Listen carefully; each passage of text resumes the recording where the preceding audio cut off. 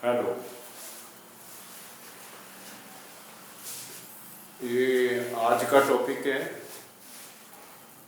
Land partition versus fraud. मतलब बंटवारा, ज़मीन का बंटवारा। ज़मीन का बंटवारा जो है वो हमने ज़्यादातर देखा है एंसेस्ट्रल प्रॉपर्टी होती है, जो पैतृक संपत्ति होती है उसमें ही होता है ज़्यादा।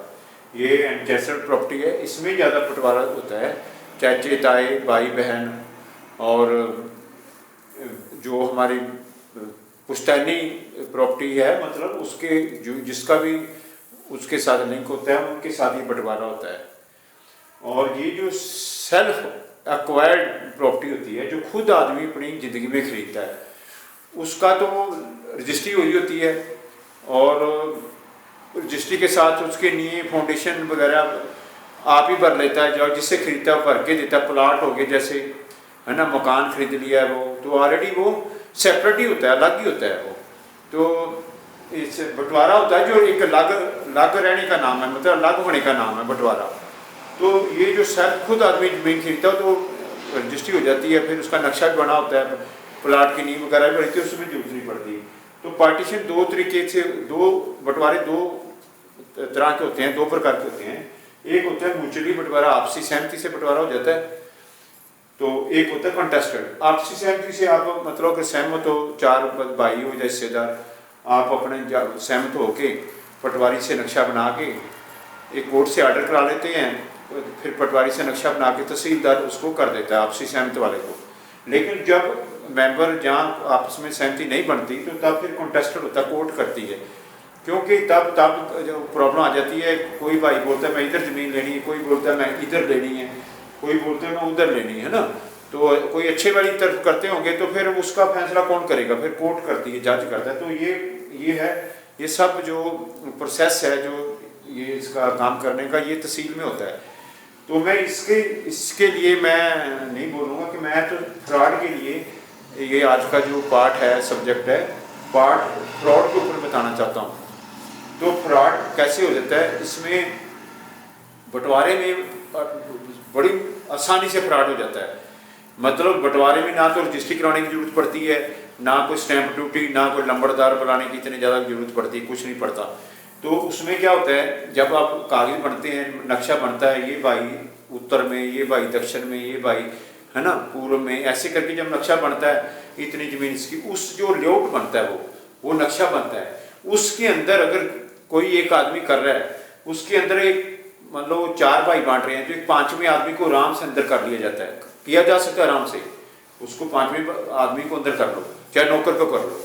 तो जब आप उसको चेक नहीं करोगे अपने ग्राउंड पे पेपर को, मैप को ज़मीन के साथ ठीक लिखा है ना, तो आराम से कर सकते हैं। ऐसे ही ये हुआ।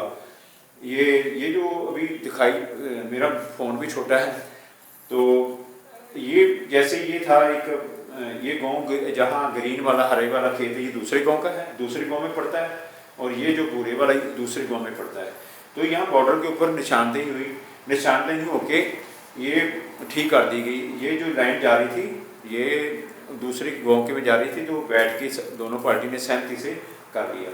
तो ये जो बाउंड्री आ रही थी उस गाँव की यहाँ आनी थी, तो ये बाउंड्री उठा के यहाँ कर दी, तो इनकी ज़मीन पूरी होगी। ये पड़ोसी है ना, ये हमारा पड़ोसी था हमारा, तो इसकी ज़मीन पूरी होगी। तो जब ये यहाँ से उठा के यहाँ गई तो हमारी ज़मीन थोड़ी सरप्लस होगी, बढ़ गई। तो ये इसके डीलर को पता था, पड़ोसी के डीलर को पता था कि इनकी ज़मीन यहाँ इस वजह से फालतू हो गई है। तो उसने क्या किया, उसने एक जाल बिछाना शुरू किया। तो ये प्लॉट है, दो प्लॉट हैं, ये मेरी लड़की के है और एक मेरे दिमाग का था। तो ये वाला बच्चे मेरे एक एरिया में थे, तो वो मेरे को फ़ोन करने लगा, ये इसका डीलर, इस माल का डीलर, हमारे पड़ोसी के माल का डीलर, कि अंकल जी तो आपकी तकसीम करा देते हैं, बंटवारा करा देते हैं। मैं किस लिए, वो लाग बैठा है जी, देखो लाग है, हम लाग गए, हाँ ना हमने उनका कुछ लेना ना उसने हमारा, अलग से फाउंडेशन भरी हुई थी। लेकिन इसके राज था कि उसको ये फालतू ज़मीन निकालनी। वो चाहता था इनको इधर एक साइड में कर देंगे कागजों में, तो बाकी ज़मीन जो है एक साइड में निकाल देंगे, है ना। तो ये इसकी चाल थी, ये मुझे समझ आ गई।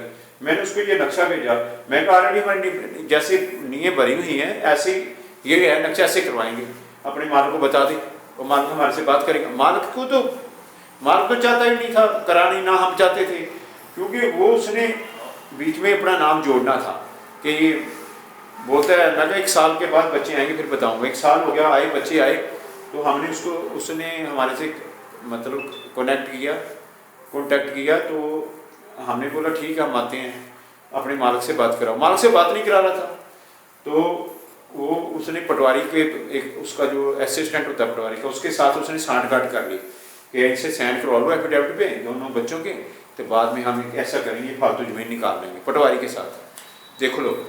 तो हम तो जानते थे, हमने बच्चों को बताया कि ये टीटी का मामला है, ठगी करेंगे। मैं कहा पहले आप पटवारी को बोला, हमने मैप बताओ जैसा हमारा ऐसे जो बिछा हुआ रोड ऐसे नहीं है, बढ़िया ऐसे ज़मीन बताओ बना के। वो बताए ना, वो करे ना। तो फिर एक ये तो हो रहा था, ये तो डीलर कर रहा था, एक पटवारी का बंदा भी नहीं खोज कर रहा था भी कैसे इनको और तरीके से लूटा जाए। तो ये हमारी 811 गज थी, मतलब 405 गज और आधा गज, 405 गज और आधा गज, ये दोनों बच्चों के नाम थी। ये जो आधा गज था, ये इन्होंने जो पहले जो डीलर थे उन्होंने हमारे को ये ऐसे एक गज का ऐसे आधा गज करके रखा हुआ था, क्योंकि वो उधर सारा ही वो माफिया है। तो उस टाइम मैंने बोला था ये या तो 810 गज हमें दो या 812 गज दो, ये आधा गज क्या है। तो ये मिलके करते हैं ये भूमाफिया। पटवारी का आदमी बोलता है नहीं आपकी तो 8-10 गज का बंटवारा होगा, बाकी में कई गज किधर जाएगा। तो एक गज में पटवारी का बंदा नाम लिखना चाहता था अपना बीच में, मेरे कहने का मतलब। तो हमने बोला नहीं ये क्यों, उसमें लिखा हुआ है इंतकाल में कि सारा जो जिससे हमने खरीदी थी उसका 0 हो गया है, उसका वहाँ कोई भी गज नहीं बचा। तो इसका मतलब वो सारी ज़मीन हमारे पास है, वो जो बेचने वाला था हमें वो खाली है बिल्कुल। मैंने उसको बोला, चुप कर गया। तो मैं कहा अगर फिर बंटवारे में तो उस एक गज वाले में कोई बुलाना पड़ेगा। बोलता नहीं। फिर मैंने फ़ोन किया जिनसे हमने ज़मीन खरीदी थी, वो बोलते हैं हम जाते हैं वहाँ पे पता करते हैं, अगर एक गज होगा तो। मैं कहा फिर हमारा पैसा दो आपका, तो गज बीच में आपके नाम पे रह जाएगा। तो जब उनको पता, वो मालिक आगे पटवारी को पता चला इनको, तो बोलते नहीं मेरे को फ़ोन किया कि 811 गज का ही आप कर देंगे आपका बंटवारा। तो फिर उन्होंने मेरे को फ़ोन किया। मैं कहा अभी हम नहीं करवाते, हम तो तुम्हारा ये देख के ना, तुम लोगों का जीरकपुर की बात है ये, तो ये हम देख के मैं सोचा ये तो भगवान बचाए इनसे। देखो ये अपनी तरफ से निकाल रहा है, एनआरआई की प्रॉपर्टी को लूटना चाहता है, वो उधर से वो रास्ते बना रहे हैं।